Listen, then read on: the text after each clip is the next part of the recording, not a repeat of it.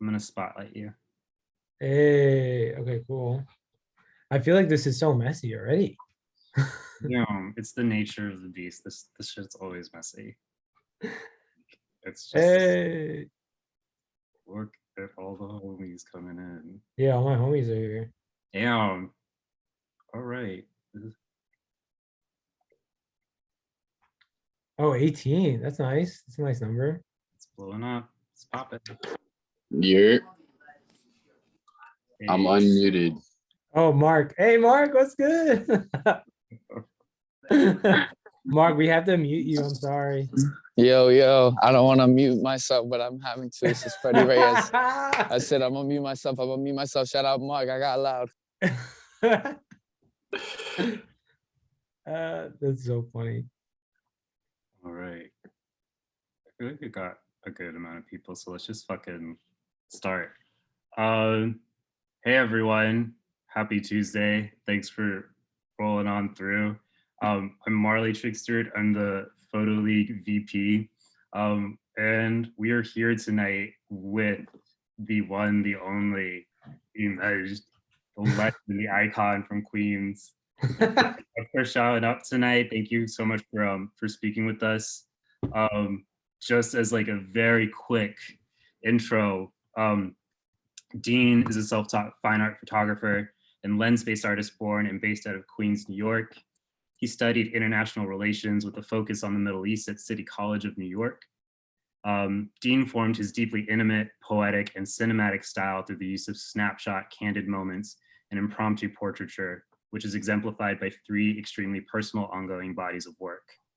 His main series, The Long-Term and Ever-Changing Hard Feelings, used his very tight-knit, predominantly male friend group and community as an understanding of brotherhood, modern masculinity, male-female friendships, and the overall human condition. His work, Magnolia, a complementary series to Hard Feelings, is a look at how our environment and our interaction with it shapes human connection. Born of Palestinian and Jordanian immigrants, his work Separation views the Palestinian diaspora through the eyes of his extended family in Jordan, the West Bank, and Israel. He's extremely passionate about cinema, immensely devoted to his friends, his chosen family, and a proud New Yorker.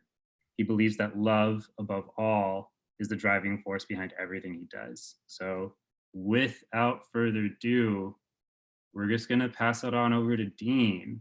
Thank you, Dean.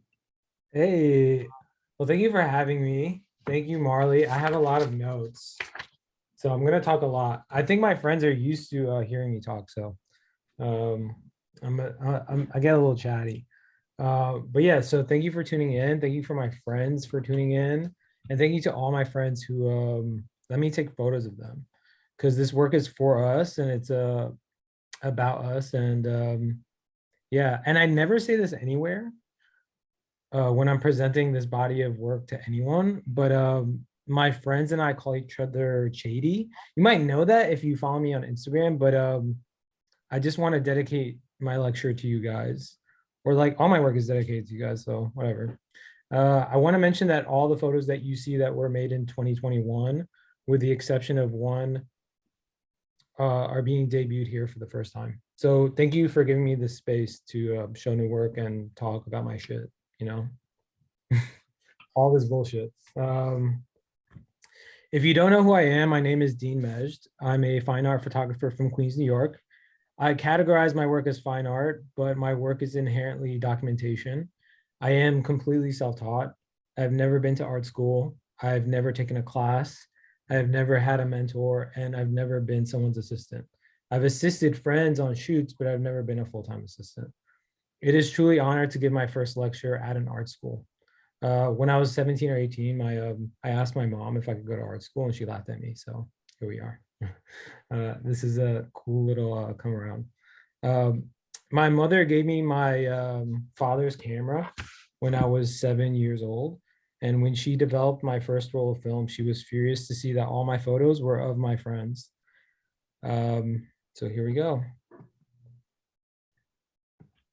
Wait, let me know if you can see it.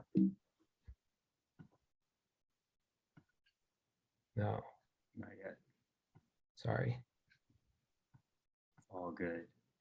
All right, here we are.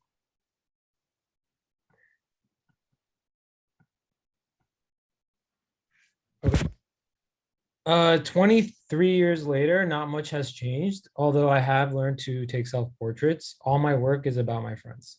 Um, I have been photographing my friends my entire life, mostly at uninhibited and honest moments.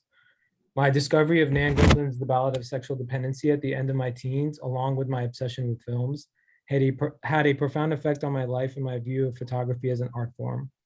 I had become fixated with documenting my friends at their most intimate and unmitigated, with the purpose of seeing the truth that arises. After a childhood friend of mine named James passed away suddenly in 2016, a week after we had reconnected, I became close to his predominantly male friend group. Young artists who are a part of Queens, New York's hyper-masculine and destructive graffiti and skateboarding scene. Through emotionally charged impromptu portraiture and cinematic snapshots, my series Hard Feelings is the comprehensive documentation of an unseen world. The images are made almost entirely at night or indoors with mostly point and shoot cameras using flash or ambient light, resulting in visually lush images that enhance the emotional intensity of the project. The series observes brotherhood, masculinity, male-female relationships, and the overall human condition, touching on self-destruction, loneliness, and most of all, collective and personal grief. Hard Feelings inherently offers a dynamic palette of male adolescence that counters popular images of men that reinforce gender stereotypes. Photographing my subjects at their highs and lows offers a non-idealized portrayal of the male figure. The images in this series contain equal amounts of love and anguish and are hopeful at heart.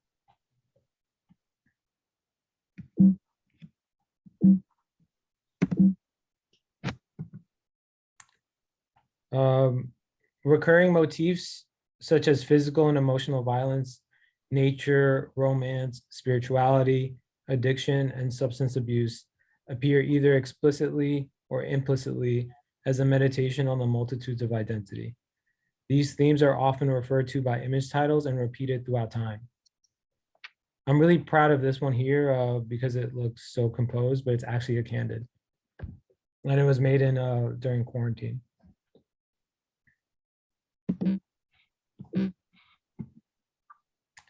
Self-portraits appear because the series is ultimately a reflection of myself and my personal experience. I believe everything that you do and ask your subjects to do, you have to be willing to do yourself. So if I'm asking my friends to photograph them at their highs and their lows, I have to do the same for myself. And this is my story to tell. So I'm very much involved in the photos as well as a subject. This image here entitled Self-Portrait Hard Feelings is the image that started it all. I used to think it was a central image to my work, and although my work has evolved, that has changed. But it is the photo that put me on the track that I am today. And I have like a really deep connection to the color red, and I like using it in so many of my photos. This photo is very much about loneliness and being unable to see yourself.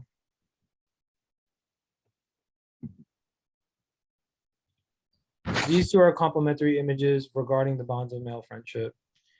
The image to the left is four men bathing, and the one to the right is four men fighting. The one to the left is very serene and almost serious.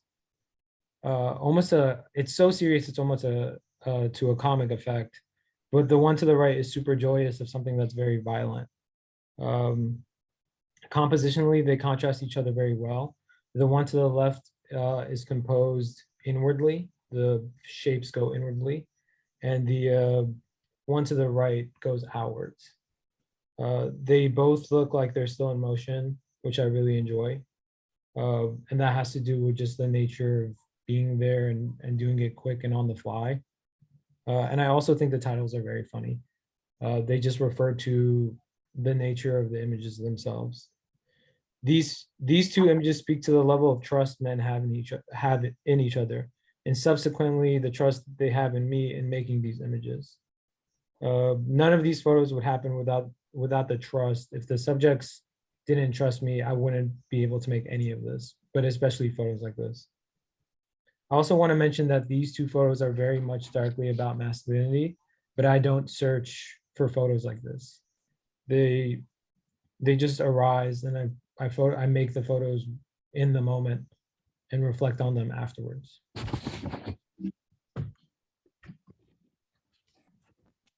So this is a self-portrait. The use of drugs and alcohol, and subsequently addiction and substance abuse in general, are represented very implicitly in the photography, in the series. I don't often take pictures of my subjects drinking or doing drugs, but they are there because the series is about truth and it has to be photographed. If it's true and real, it has to be done. But for me, I don't know when they will, like, I don't know when those photos will come out, if they ever do. I'm not willing to compromise my friendships. I'm not willing to put my friends in situations in which their lives will be compromised because of images of them doing drugs or drinking. And I'm not willing to compromise the trust that we built to get to a point in which I can create images like this. But I am willing to put myself as the face of it. Although I personally don't use that many drugs. I mean, it's very recreational, but I don't mind being the face of it within the series. So this photo is a representation of that. It also speaks deeper beyond the idea of drugs. I don't think drugs are used as a, when I take photos of people using, it's not about using, it's about something else. It's about self-destruction or loneliness, or lack of connectivity or grief, or many things. It's never about drugs. Also, I want to mention that this photo took a lot of precision. It's just me like holding a camera up like this. A lot of my self-portraits are just like me holding a camera away from my face and trying to figure it out. So I take a lot of like random photos and see how it works out. I didn't expect this to work out the way that it did. This is a piece that is directly approaching the themes I speak about in my work, especially regarding masculinity. This forces the viewer to confront the idea of a man crying, or the just the nature of a man in a very vulnerable position. A lot of my work is giving space for my friends to express sadness or traumas, or just general like bad feeling emotions. And I genuinely believe men rarely have that space to be open in that way. And I think so often men hide their feelings that they end up imploding or self-destructing. So it's really important to hold this type of space, and also for people to see an image like this and to validate their feelings. So I want to be able, I want strangers to see an image like this and to feel comforted by it. I don't want it to feel like something that they should be afraid of. It's also a tricky image because it's a very vulnerable photo, and I'm clearly taking a photo here. So it's someone like really in a emotional state, and the second layer is on behind the camera. But again, this comes with trust. It wouldn't happen if there wasn't trust. And there's so many times that my friends have cried in front of me that I don't take a photo, and I'm not willing to take a photo, and I'm too afraid to take a photo. And that's mostly because I'm trying to respect them and their space. This is not a common thing, although I have made many photos like this. It's about feeling when it's right to do something like this. While the last image is a confrontation of emotion, this one is an invitation to the aftermath of violence. I want the audience to take time to actually see and feel what violence is and what it can do. By photographing my friend Corey here in a very soft way, people can fully take their time to understand him.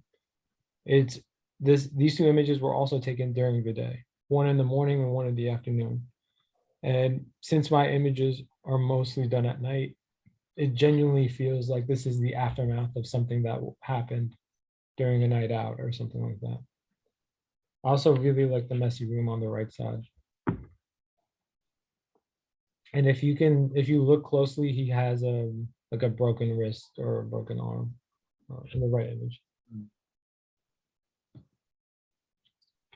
This is my favorite subject. This photo is from 2021. It's new. No one has seen it yet. Oh, well, except the subject. His name is Freddie. He is uh, he's 22 now, 22 years old, but I started photographing him when he was 16. So you can actually see him growing over time within my work. And an image like this can only be made by long-term image making. I plan to take photos of all my friends for the rest of my life, but specifically Freddie, I'd like to photograph him for, until I croak or until I put down a camera. But yeah, you can actually, I think like in the earlier photos, you can see him being very like scrawny. And this photo is now him becoming a young man. And he is he's still very thin. I think it reflects that in the photo. But yeah, it just generally shows his growth as a human being, both physically and emotionally. And again, even the way he's looking at the camera can only happen, and it can only make sense in a series like this in which you can see him growing over time. And there are several, not just several, many, many, many images of him through the series. So I think that this one is another one of Freddie. It's the actual central image to my work. I think it's been associated with my work so far because of the Aperture article, which I love. And I think it's one of my best images, maybe the best image I've ever made. I don't really know how I can top it. I think things are going to look different, but I think this was at a very specific place and time. And unlike the other images, it's not explicitly showing something, but it is a summation of everything altogether. I very much feel like this image is about confronting your shadow. It's about looking at it, what it is to feel like you're consumed by your shadow and confronting it directly. And it invites the viewer to do the same. It invites the audience to confront themselves, and it invites the audience to confront the work. Yeah, I really love it. I really do. It's I can stare at it for a long time. I think maybe that's in bad taste to say that you really love your own work, but yeah, I'm extremely proud of this one. This one is also of another long-term subject of mine. His name is CJ. This is just one of the first images I've made of him, and he's spitting in a film canister. And it's one of those that I can't believe I got. Just the way that the spit is and everything. It's kind of grimy and gross. And it speaks to the culture overall of like the type of people and the type of subjects I photograph and my friends and the type of lives that we live. It is both like because of the subject matter, it's both very gross, but it's also, once again, very serene and approaches the subject very softly. Also red. I love the color red. I wish I could use it in every image. This is another one where this one has a reference to religion, just like the previous one of the subject, the image Muhammad prayer. I have a lot of images that reference religion and faith. And this one is just another one of a very masculine looking man in a very like soft looking way. This was done completely on the fly, didn't plan it at all. It was just like one of those things that we were by this fountain and it happened. And even where his head is at, like it looks like a halo or it looks like some kind of glowing orb. Again, accidents, these things just happen and they appear in your work as either imagery, some kind of like a motif or symbolism. So this image is about pure joy. The title, Red Ecstasy, refers to drugs, of course, but genuinely, it's about happiness. And I think that if my work is about the human condition, I can't just make work about sad moments or hard moments. I have to also make work about happiness. Otherwise, and then if I don't, otherwise it's just miserable. You know, I think if you're making work that's sad all the time, not only does it not make sense, it's just, I feel like you become sad. I feel like it's just an unpleasant body of work. And it's also real. You know, this is a very real moment that I shared with a friend. I mentioned this, I love this image a lot because in every single way, formally, it's a bad photo. It's out of focus, it's blurry, it's very grainy, it's super, super, super underexposed. And it's just his, like, barely his face is showing it, that barely his face is in focus, and you can barely make out an expression, but the expression is very intense and happy. And this is to say that photos that are not formally good doesn't mean that they're a bad photo. It just means that they have a different quality to them. And again, it's about like heightened emotions. The blur gives a heightened emotion. And I love it so much. I love blurry photos in general. I love things that are slightly out of focus. No. This one is also a formally bad image. It's also from 2021. He looks really sad. It's in the right one. And it's like a very joyous occasion.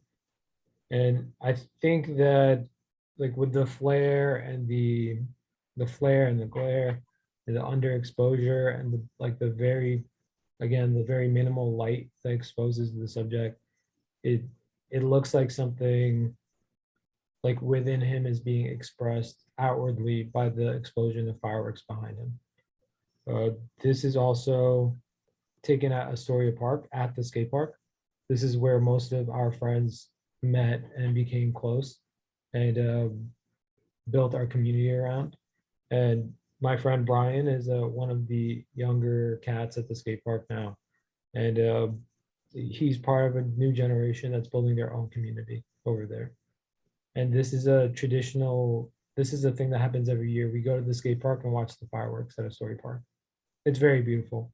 If anyone ever comes to Queens, I would recommend it. So this is a really tough image. I always show this image with the permission of the subject. Her name is Rissa, who's a really good friend of mine. I don't want to speak too much about the story behind it because it's her story to tell, but I show it here because I think it's important to note why it works within the series, and that is to confront violence against women by men, or just violence against women in general. And I think that's really important. I don't think that, yeah, I don't think I'm the one to dive deep into a subject like that.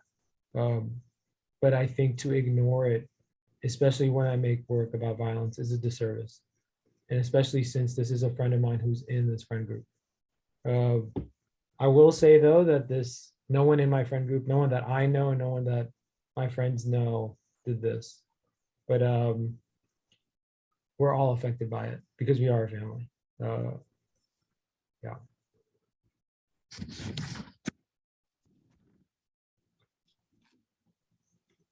And again, I do want to mention that an image like this, again, only works because of trust and constant conversation.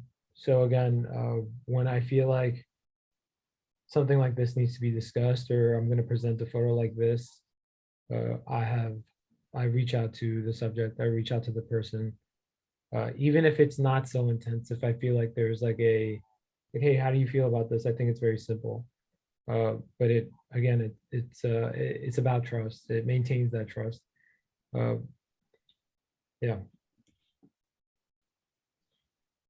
So this one is called Rosebush at Astoria Park the night we lost Suba's glow. So at the end of 2020, a friend of mine passed away, a really close friend of mine who is within my friend group as well. And I used to photograph him all the time. He does not physically appear in this slideshow, but I wanted to include this image as a dedication to him, but also to speak about how mistakes oftentimes create beautiful moments. Um, this is the night that he passed away, and we were at the park, the skate park that I mentioned, at a memorial for him, a candle lighting. And I took a walk and had seen this rose bush, and I made an image. I was playing with flash a lot, and I had never noticed the rose bush before. And it looks like the flowers are glowing. So in retrospect, it feels like his spirit was still with us around this time. Uh, I also think that no one is reinventing the wheel. I mean, maybe someone is reinventing the wheel, but I'm not reinventing the wheel when I create work. Uh, I mean, I don't know. I can't think of one artist who hasn't made work about flowers or roses. Uh, but I think it's about creating a world. And if you create a world within your work, every image can mean something. Every image can be elevated. So an image of roses and flowers means something completely different to me than to someone else's work. So that's very important. So these two are self-portraits from throughout the years. The first one is about grief, and the second one is about anger or rage. And so these images were taken. The first one was taken the last day at Suba's apartment earlier this year. We had to clean out my friend's apartment after he passed away, and it was very much a cathartic experience. We literally spent the day with his personal items, going through all of them, and I this was when I first walked into the apartment, and I was very nervous and I was very scared. And then at the bottom image is a time of my life in which I was very angry. It was when I was leaving an apartment that I had shared with friends. And I think that both images complement each other because I use self-portraiture and mirrors to reflect inner turmoil and to look at myself, like quite literally looking at myself. Uh, and I think it speaks on how like very heavy emotions can split you apart. Uh, I also want to mention that this photo from 2019 very much directly connects to a photo from this photo from 2021, because all the images exist on a continuum, which means although they're organized linearly, the images feel like they exist together at all times in like a flattened plane. So the past informs future images, and new images being made inherently complement old ones and give the past new life. And it speaks to the ever evolving nature of this body of work. And I just love also using mirrors in everything. So this is another photo that that references religion and faith and spirituality. And it also is a dedication to my friend Suba. When he passed away, I made this photo during quarantine, and when he passed away, it just stuck with me. It was also taken in Astoria Park, and it has like a very heavenly feeling to it because of the clouds, and it also looks very ominous. So it's kind of speaking on the afterlife and what is there, what isn't. I also love taking photos of clouds. They're like timestamps to me. So this was a very dark time for I think all of us in quarantine. But I think after my friend's passing, it again, the image is elevated in a completely different way.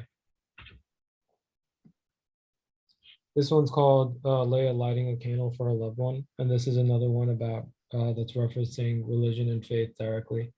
And I think it also speaks on women's role within the work and how they often end up being caretakers, and how spirituality works as like a method of healing.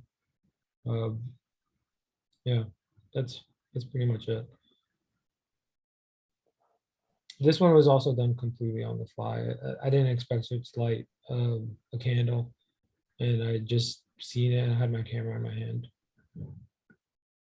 Is it okay if I jump in? Oh yeah, always. lot Oh, of- I've been waiting for you to say something.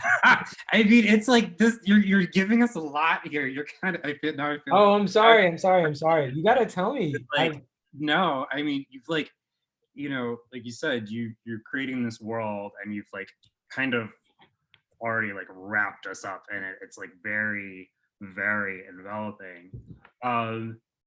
Like so many questions are coming up, and please feel free to keep cycling through.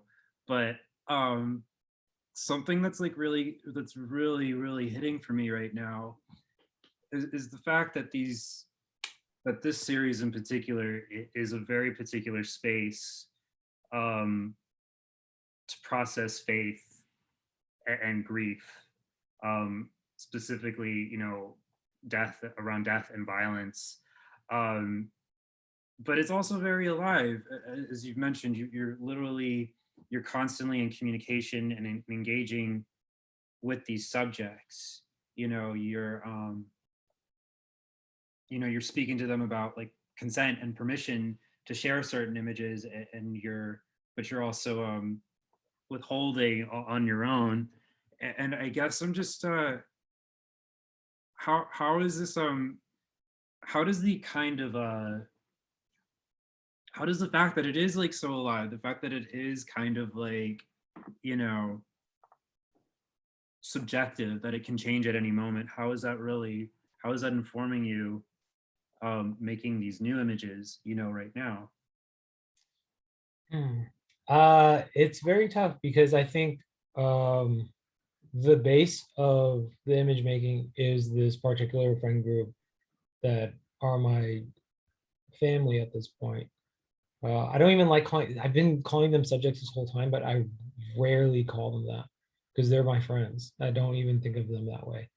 Um, but I think that inherently relationships change over time, and so people are reacting to the images. Um, just things happen and relationships change, and so what happens is I think, and I talk about this later with another image, that more like different people enter the series who may not be part of this Yeah. Get that. Could you try again? series. Just popped up. Jerry wants to be part of the series too. Seriously. That's all right here. So yeah, and also I don't know where it's going at all. It's not like a plan. Like I wish I had a plan. I wish it was like something that I have like, okay, like a shot list and like what I want to achieve and stuff like that. I'm quite literally letting it happen and seeing where it goes and observing later. Um, I do have a plan. This is 5 years, 5.5 years so far completed. I'm on my 6th year making these images of this friend group and my life ultimately. I would hope to cap it at 10 years, but maybe not. Maybe it'll be 8. It's just gonna feel. I'm just gonna feel it out and see. I don't have a definite answer for you because it's such like it's not a straightforward thing, you know. Yeah, I think that's really refreshing to know that, to kind of just like accept the fact that that it might have a beginning, but it doesn't really have an end, or really like a border. So you're free to kind of like go wherever you want. Yeah, it makes the work a little messy. I think that the work is complicated. I don't want it to be like, oh, this means this and this means this. I think I want the audience to be able to engage with it over time and really see it change over time. Which I think can leave for like lots of error and lots of but that's what life is, it's not Yeah. like, and if it's supposed to be a reflection of life. Yeah, it's an honest way in, like I'm certainly not part of this community, but it doesn't like, I don't know, but it does, like I said, it kind of does feel, I mean, I'm part of the landscape, sure, because, I live in New York, I live in Brooklyn, but it doesn't feel, it is a world away, but it also isn't. And Right. I appreciate what one of the things that I've always appreciated is how you're kind of always towing that line, always blurring it. And I think that came up earlier um, when you mentioned this separation that comes up for you when you're photographing your subjects about like what you're willing to participate in and what they're like what you're willing to photograph in terms of like activities and how you have to be the face of whatever it is, you know, whatever it is that's going on. And I'm curious as to how like, you know, what happens when you have these like two personas, the one who's like in and like living these experiences, you know, just like living with your friends, and then the person who has to take a step out for a moment and then really and then almost it's very protective and it's very sweet, but it's, you know, you're kind of putting up a wall. You're distancing yourself and you're also distancing us, I think, too. I think it's a very so I used to have no separation between me and the work. I used to filter all my emotions through my work, which is it's not healthy, not at all. I have since been to therapy, but which has helped me a lot with that. But yeah, so like when someone cries in front of me, or I see someone hurt, or I see violence, I'm, yes, participating in it by being the image maker, but I'm also feeling what they're feeling. I'm taking on all their emotion. And, you know, they have to live with the outcome of what happens to them and stuff like that. I don't know what it feels to live in their bodies, but I also am constantly reliving these experiences by viewing them. And for a while, because I couldn't separate it, I couldn't separate myself from the work. Um, it put me in a lot, like it put me in a lot of, it, it brought a lot onto me emotionally. Yeah. Um, so I have to create that kind of like those two, like me, Dean, presenting this art to you is both the same me in the photos and also someone else. Um, and I know that's kind of like, you know, my work is so much about truth and honesty, but I have to make that separation in order to maintain health, like mental health. And that's a new thing. Again, most of these photos are taken from 2017 to 2019. I can barely look at the photos from 2020 because it was such a hard year, like COVID, quarantine, all that, on top of losing like one of my closest friends. I can barely look at those photos. And then 2021, I'm taking my time, kind of like getting back into it. So this is before I even created that separation within my work. It's yeah, I've learned to create it because I need to maintain this health in order to keep going, in order to keep living, let alone creating it. I hope that answered the question. I feel like that was a messy answer. No, I think that's real. I Yeah. was gonna say like that sounds like fucking exhausting. Like, Oh, it's so yeah. exhausting. Um, But I also think that, you know, I asked for this, you know, I mean, I didn't ask for it, but I didn't, this is what I do. And that was the consequence of what I make and how I make it. But I also think it shows that these are really honest connections and really honest work. It's not like I'm not a voyeur. I mean, I think all photography is inherently voyeurism, but mhm. I don't, this, you know, this is my world. These are my people, you know, so of course I'm going to feel something. Of course I can't detach myself, you know, but I do think that when I really emphasize that this is an unseen world, as in, yes, people have seen New Yorkers before, sure, but not these people, not my people, not people from Queens. And I really am trying to give them this space and give myself this space. Um, and so I think it's worth it. I mean, I'm taking on a mantle, I'm taking on, you know, whatever, but I think it's worth it. I really do. Yeah, I mean I do too. I think it's really beautiful that you are carving out space for legacies Mhm. in all whatever the fuck they look like, you know. Yeah. I mean, so is that, would you say that's what keeps you going? I don't know what the fuck keeps me going. I'm gonna be honest. Every other day, I'm like, oh, I gotta quit this. I gotta put the camera down. I have not put the camera down since I got a camera. And if I'm filtering every emotion through it, that's like, I think it's a little bit of a problem. I mean, I promise myself every other day that I have to like take a break, but it doesn't happen. Um, yeah, I don't know. I don't know what keeps me going. I truly love it. I love it. My brain is a little fried, I think, because of the internet and because of like constantly doing it. But you know, my favorite photographer is Nan Golden. I reference her in everything I do. And um she says that, you know, that thing, the decisive moment, she very much fought against that because when you have such a deep connection to a subject and you photograph them all the time, any moment can be the decisive moment. Uh, so for me, it has to be constant. I mean, I say things like has to, but it doesn't have to be anything. It's whatever I want it to be, honestly. But I Right. feel like it's imperative that I keep it at a pace in order to create this like very uh like very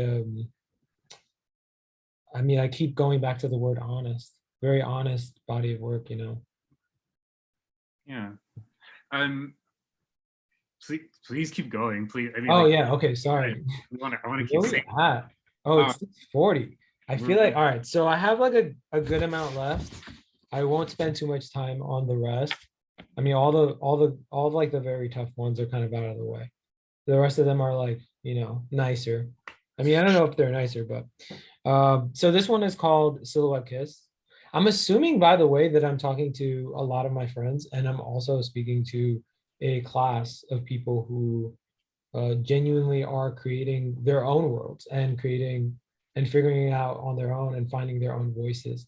So sometimes I'll say things that seem like, I don't know, like for example, this image right here is it was made by taking risks. I mean, most of my work is made by taking risks and just going for it and not being technical. I'm not technical at all. So this is just it's almost, so it's called Silhouette Kiss, but it's almost a kiss because it's almost a picture. It's a complete silhouette, but it has so much romance and it has um, like deep love in it. And I think it could have only been made if I made the mistake to take it. If I had taken this photo with a flash, it would have just been like this dude almost kissing his girlfriend, which is also cool. But you know, the intensity that you feel from the image comes from a mistake. So if I'm speaking to this group of people, this group of photographers, I would say take risks, go for it. Um, Sometimes the formally wrong answer is actually the right one. And I think the way that I formed my voice over time was by being nonstop about it, being making all the mistakes, experimenting. I still experiment. I still feel like I don't know what I'm doing, although I've gotten more technical over time because I needed to. But yeah, I think it's just going for it. Um, yeah. yeah. I mean, your work is kind of full. Like, I hate the idea of like photographs as like gestures, but there are so many references. Yeah, You know, yeah, yeah. there are It's like pretty deep. it's like there's so many references, and it's always like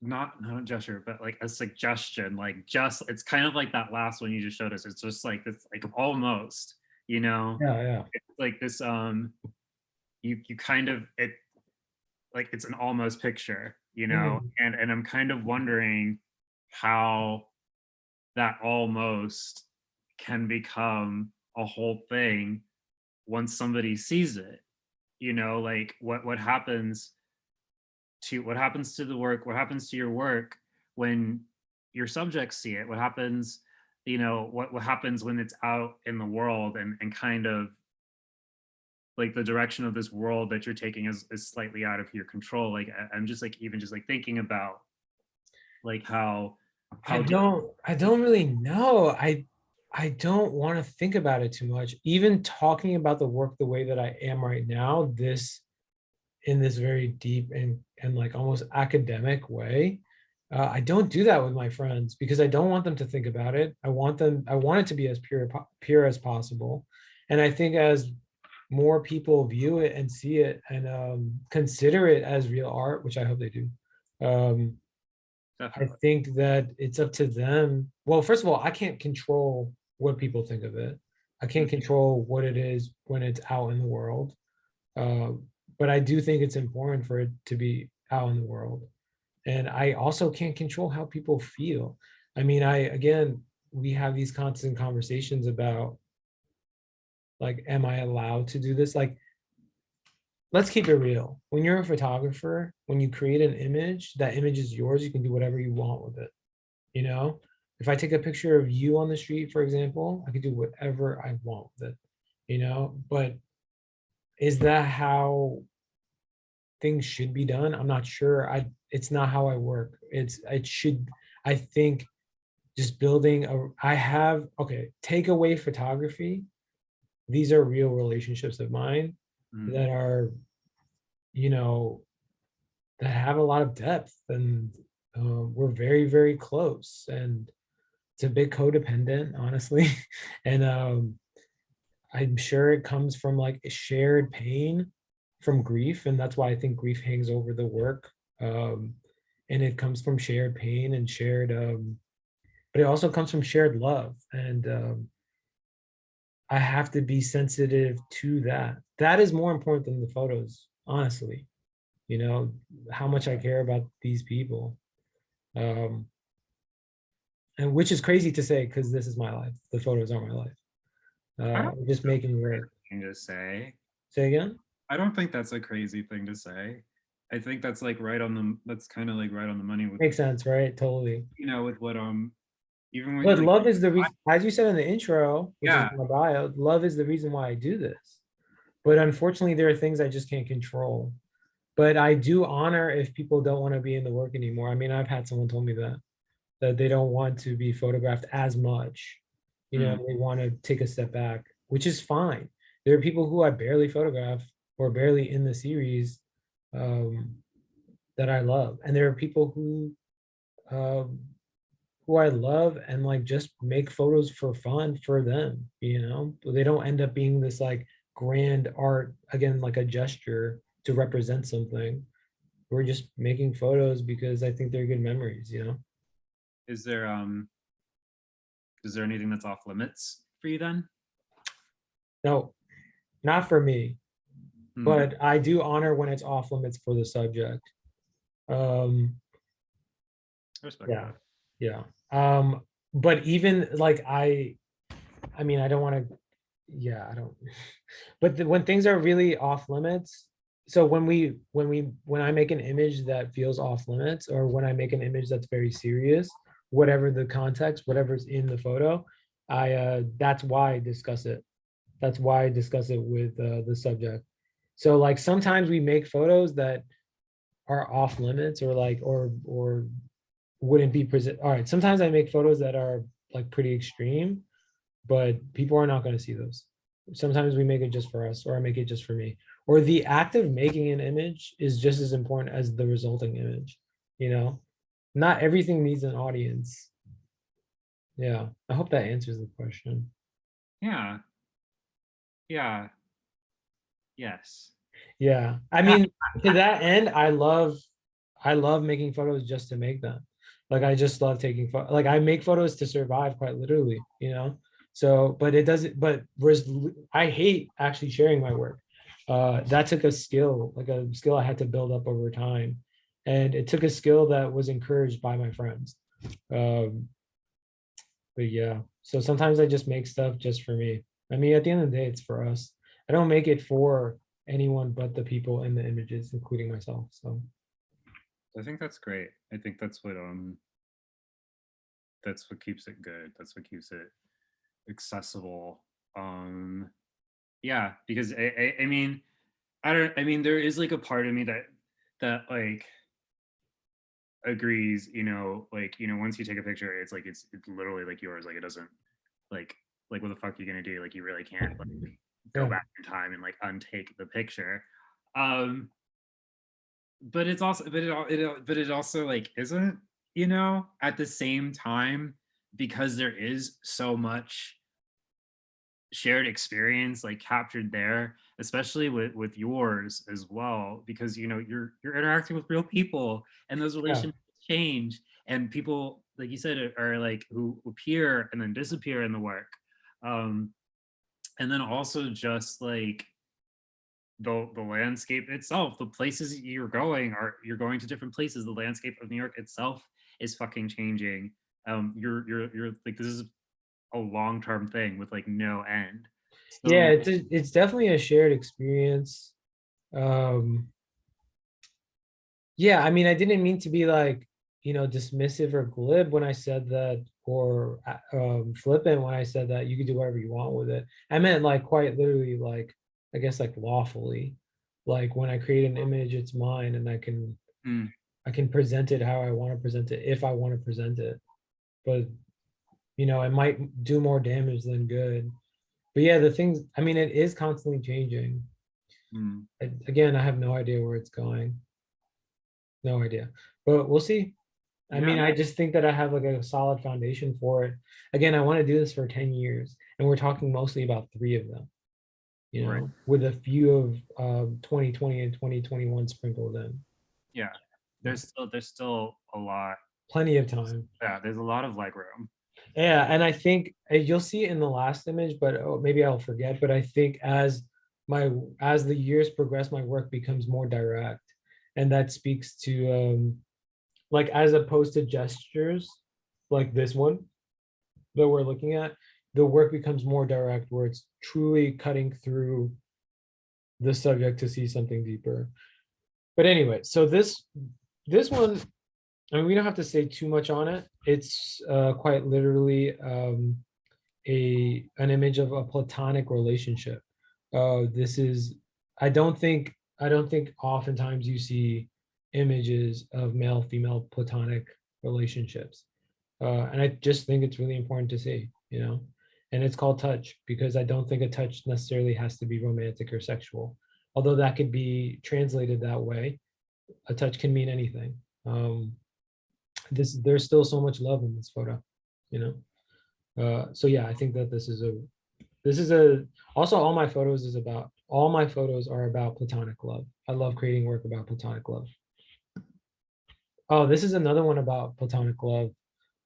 This one is called Geo and Jacob Good Company, and these two are really good friends, and I'm really good friends with them. I created this. I mean, I put this image in the slideshow as another image regarding platonic love, but also because, just a little backstory, Geo, the subject on the left of the image, is from Miami. And so this is to speak to world building. We became great friends at the end of 2019, and he visits New York all the time. Um, and I think that because although he's not part of my uh, big my friend group from Queens, or this like outer friend group from New York, he still perfectly fits into the work that I do because it's a reflection of my relation. The work is a reflection of my relationships, and he's part of my inner circle or my life. Um, and I think, again, if you are creating your own world as an artist, which I think that you guys should aim to be artists if you're creating images. Um, I don't think anyone here just wants to take pictures for shits and giggles. Like, I think everyone here wants to make art. I think that pushing yourself to build a world in which you can create anything out of, honestly. Um, but it's very important to have bounds. The base of my work is Queens, New York. It's the people from Queens, but it could really be whatever I want it to be. And again, these things evolve over time. Great. Oh, I do want to mention this, and I'm speaking to photographers here or artists in general. These two people are photographers, and they're both very talented. And the subject of the first image, Seek's birthday, is also a photographer. I say this to say, do not compete. There's no point in competing with other photographers. There's no point in competing with other artists. It's super important to uplift each other. Super important to create a community. And even if you don't really like someone's work, then maybe do your thing, whatever. It's, live your life. But I don't think competition, there is definitely healthy competition. Like when they create strong bodies of work, I am inspired by that and push harder for myself. But I think that like, especially within New York, people get really like I don't know, toxic about it. And like I just think it's so gross. Like I genuinely love them and I genuinely love their work. And I think that yeah, it's so important to have that type of community, or you'll just feel lonely, and you'll be miserable. So I feel a little checked. huh? I feel Sorry. checked right now. Like, I was really about to write that down. I feel like I hear my mom saying like, right? Like, really? Well, I mean, I've definitely experienced like I mean, maybe it's in my head, but it's like jealousy is a normal human emotion, or Yeah, like pretty much. disliking things is normal. You can dislike you. I truly think you define your work by what you dislike just as much as but by what you do like. That's why Yeah. studying is so important. Oh yeah. But I think interacting with someone else's work that you may not necessarily enjoy shouldn't be a reflection of like them as a person or whatever. I mean, maybe it might be, but it shouldn't be a reflection of like a like bad like relationship or something. Right. Not to say I don't enjoy their work. I love their work, but again, like it's I think just being like weird and catty about like your project is my project. This is not more important than the next guy's project or the next person's project. You know what I mean? And I think just being competitive in that way is really nasty. And I think like it's just healthier to not be that way. It's healthier to show love. It comes back. Okay, Dr. Dean. Damn. Sorry.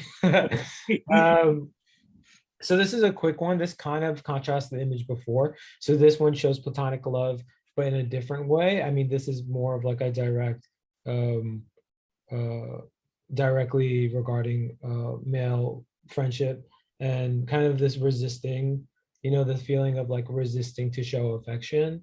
Um, I like just that there's two sets of eyes and two types of glares in opposite directions, one at the viewer and one away. And then there's two lights above them and two things crossing. So I think just compositionally, it's very cool. And I think it's kind of funny too. But yeah, a lot of people hate this photo, which is fine. I've gotten like mixed reactions to a lot of these images, but people quite literally don't like this one. I feel like that's a sign that you're on the right track, to be honest. I feel like it's like you said, it's like it's really important to be informed by the things you dislike. Yeah. I feel like if someone is like, that's not shit, and I'm just like, I'm gonna keep doing it. Yeah, I mean, I've definitely seen. We've talked about this privately, so I'm not going to mention who, but I've definitely seen work that I've quite literally disliked that has been validated greatly, and I'm not going to mention who we're talking about, but it's not like I was like, oh, fuck that dude, he's so successful, I deserve it, or something like that. That's again nasty, and like you need to check yourself if you feel that way. I think though it is necessary to observe why you dislike something and allow yourself to push yourself to go deeper into the things that you do like. Because there's always ways to go deeper into the work. There's always ways to get more meticulous or minute about what you're saying and what you're doing. And if you truly don't like work, then prove them wrong. You know what I mean? Put your money where your mouth is and create work that's valid in its own way, you know? Yeah. Now I'm just preaching. I'm preaching too much. No, that's really good. I mean, it's like it is good fuel for the fire. Yeah, Like, yeah. I had a very similar experience where I fucking hate Robert Mapplethorpe. I want to just say that one more time for the record. You really? Yeah. I can see that. Like, yeah. Do you like Peter Hujar? Yeah, I love Peter Hujar. Yeah, I mean, I think you're either one or the other. yeah, it's just like Which is, it sucks to compare the two, but you know, it is what it is. yeah, it is like, and especially because like Peter Hujar was like actually talented. Yeah, I mean, he didn't Right, really I get don't know if his no one say. from Robert Mapplethorpe Foundation out here, probably not, but you know, um, like I fucking hate Robert Mapplethorpe, but it's also just like I'm gonna stare at him because you hate him. You stare at stuff you hate, so you learn, and it's like it Yeah, pushes you to a different place. And you know, I think that is really really good advice. You yeah, know, I think it's also good to like, it's art is a conversation, you know. I mean, you can, I'm mostly talking to the past, unfortunately, you know. The conversation I'm having is with like images that like bodies of work that I love or whatever. But I do think it's important to have that conversation. And you know, everyone is making images these days, and that's okay. You know what I mean? I mean, it could be discouraging, but that is okay. You know, it is what it is. But there'll always be one of you, no matter how many people are making images. You'll always have a story to tell. It's just important that you focus on that story. And if you don't, again, if you feel like you don't like something, well, make things you do like. You know, tell people what you like. You know. that's And that speaks to, again, thank you to my friends for pushing me to share this work, because otherwise people wouldn't, I'd just be like annoying talking about photography and like no one really seeing what I do and stuff. But anyway, so this one is of CJ. Again, he's one of my favorite subjects. And there was a period of time where me and CJ were taking photos almost every day. And this type of image was made completely on the fly in his house, in his apartment 2141, which I made a shit ton of photos in while he was living there. And he was just like waking up from a nap or something. And he's, again, it's like a very pensive and serene moment. And people have told me that he looks feminine in it, which I think is really interesting. And I had some time to really think about that. I do like that aspect of the imagery, but I do think that there's something in regards to when you create work that is done over time. And so like everyone now these days, because of Instagram and because of social media, because of life, we have all these walls and personas. And so when I'm creating work with trust with people over time, it's kind of breaking that wall and persona. And I think that an image like this, I see when people say that it looks very feminine, but at the same time, I think when you are creating work so personally and so deeply about a person, it cuts through ideas of like masculinity or femininity. It's just this person existing as they are. And um, yeah, I think that's really important. Something like this, you know, I mean, I'm sure you can take an image like this without a certain level of trust, but it wouldn't mean the things that it does if it didn't, if there was no trust or there was no long time photo making. right. Yeah. So this is a new image from this year. I promise we're almost done, by the way, and then we can have questions or whatever. But this is a new image from this year. Again, referencing that image set split self, and again, a direct image to Nan Golden. So Nan Golden used to take photos of her friends in mirrors, and it kind of happened naturally in which I would do the same. It's more of a recent thing, because I used to do it a lot with myself, where I'll like do it for fun. But now I quite literally, when someone's in the bathroom or something, I'll quickly run in and be like, "Hey, can I take a photo of you?" And I think when Nan Golden used to do it, it was more about, I mean, someone can correct me if I'm wrong, but I think it was more about like women, I guess, by society of the world, were forced to constantly look at themselves and to assess themselves and to be assessed visually. And I don't think, and then they were confronting themselves inwardly because of it.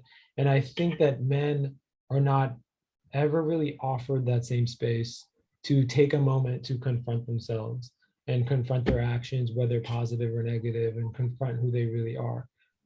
So again, it's about allowing space to do that. And it comes from a direct reference for myself of doing that within a mirror all the time. This is not the first mirror photo image I've made of a friend, and it won't be the last. But I think it's just a special one in this case because it's someone I've made images of for a very long time. I think that's also big. That's a big act of love, is like allowing people to hold themselves accountable. That is Yeah, accountability is tough, and I find that a lot of people have trouble with it. I don't know. I really don't. I can't teach people to do that, but at least I can create a space in which maybe they'll come to that space. Yeah. And I think the only way that you can grow as a person and get over things is to have that accountability or to just take the time with it. Honestly, I I can't believe my friends even let me take photos sometimes. So to allow me to take a photo like this, or to allow me to be like, yo, like look at yourself. I think that's really special. Um, but it's not like condescending. I don't mean it in a condescending way. It's just again giving space and seeing what comes out afterwards. Also, I do want to mention this. I was reading Aperture, the recent issue of Aperture, and this is again for the photographers and artists listening. And Judith Joy Ross, who's an incredible portrait photographer, was speaking to the photography curator at the MoMA, because back in the day, a couple decades ago, if you're a photographer, you can just drop off your portfolio at the MoMA, which is crazy to think about these days. But so she was called in for an interview, and she was asked basically, are you familiar with this person's work, so and so's work? And Judith Joy Ross was ashamed to say that she had been inspired by that person's work, and so she said no.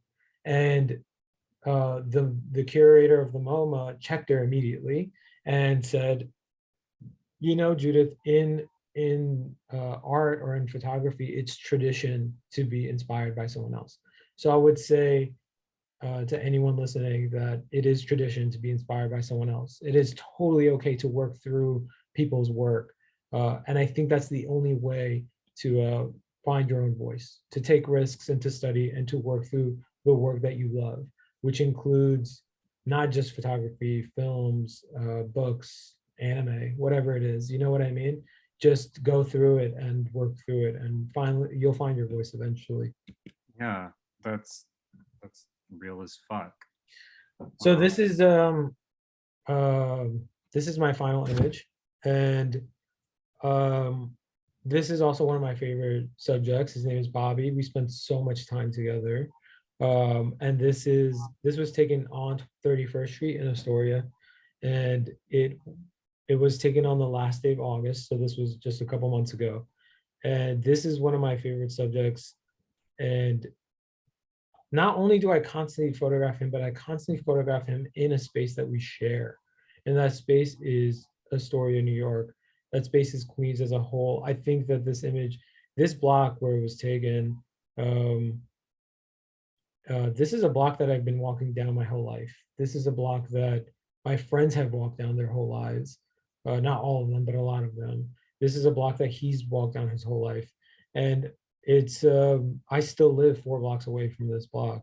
And I just want to say that this image is about, or just my work in general is about real people living real lives and real experiences.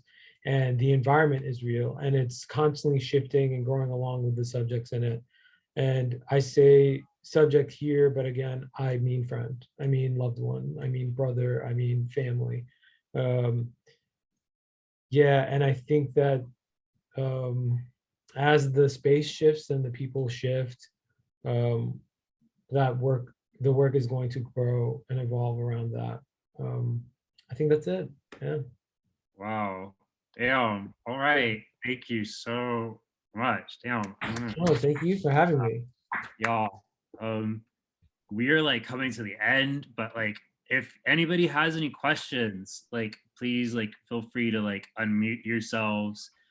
Just like say hello, or I think you guys can unmute yourselves. Or drop it in the chat. There is one from Argy Pitsakis. Oh, that's RG. Hey, RG. In regards to jealousy, did you ever experience a form of jealousy or envy in one point of your career and then use that experience to develop the mindset you have now?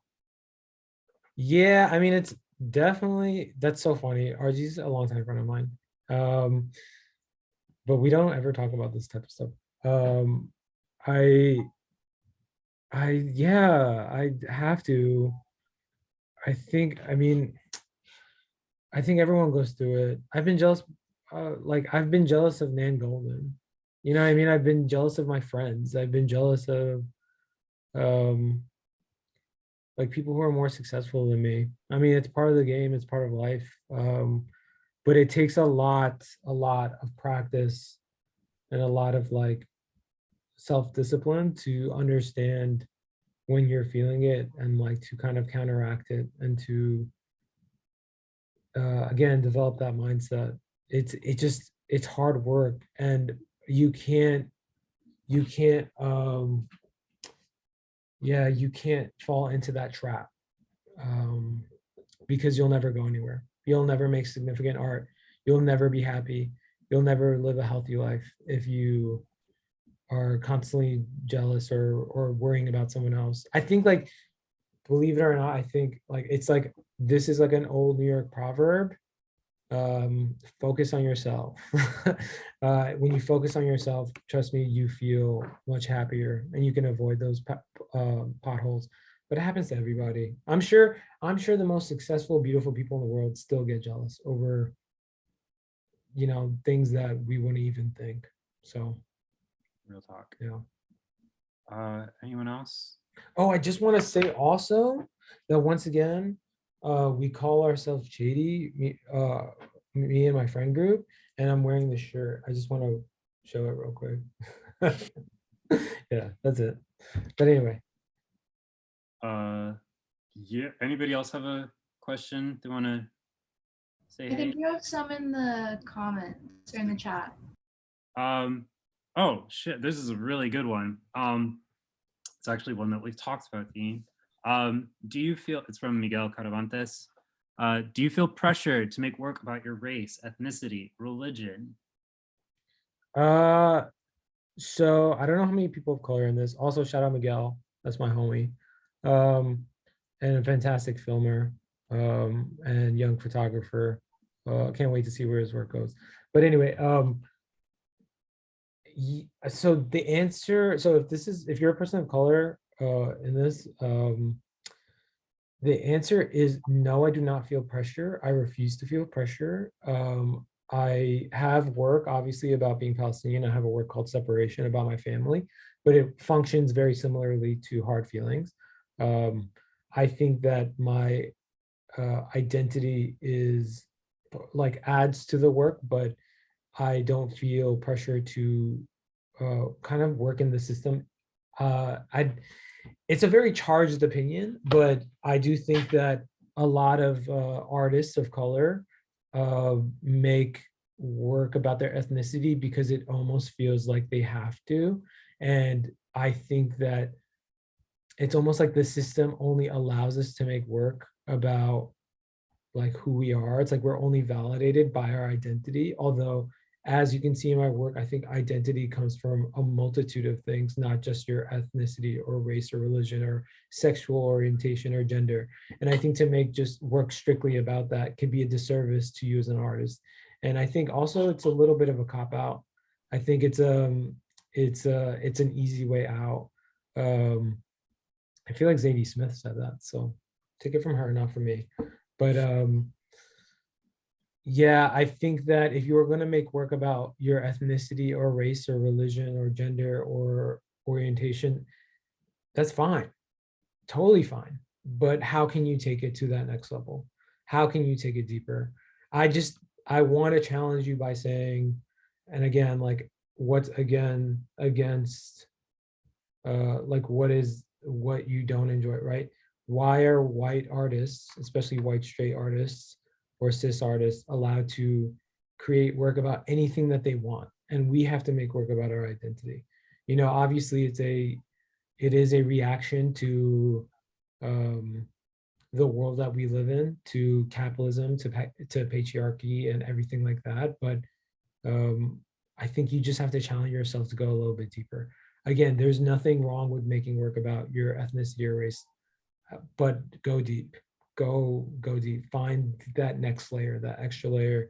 Find what makes you special in your voice. I hope that's a good answer. I mean, I might not be a shared opinion. Just make work about what you love, and it will inherently come out anyway. That is the most Oprah answer I could have hoped for. So you're definitely Oprah tonight. Yeah. Oh Thank yeah. you guys. That's it. We've like just gone right over, but I think that's a sign that shit is great, and interesting, and good, and we've really just like scratched the surface. I want to say thank you so much again, Dean, for coming and speaking with us and making the time and sharing such beautiful, honest work. Thank Um, you. and thank you. Somebody just said that was for everyone, and it is, and I really applaud that. So thank you again, and thank you everybody who showed up and showed out tonight. You guys are all beautiful and amazing. Yeah, And thank you for my friends and everyone who came to listen, even if I don't know you. That's really awesome that you guys. Damn, what's up? That's Corey right there. He's in the photos. Damn, actually, can I just look at the faces real quick? How do I do that? oh, they have to You can't really see most of them, but damn, what's up, Corey? Yeah, thank you for having me. This was really exciting. This is my first talk. Hey, Kenneth, what's up, Kenneth? it was an honor to have you. Rissa, wow, holy shit. Justin, holy shit. A lot of my friends are in this. That's so awesome. Natalie, Miguel, damn, Steph, Kevin, damn, Chaz. Anyway, we could be here all night. So thank you All right. again, everyone. Thanks so much, guys. Have a great night. Stay safe. Bye. Bye.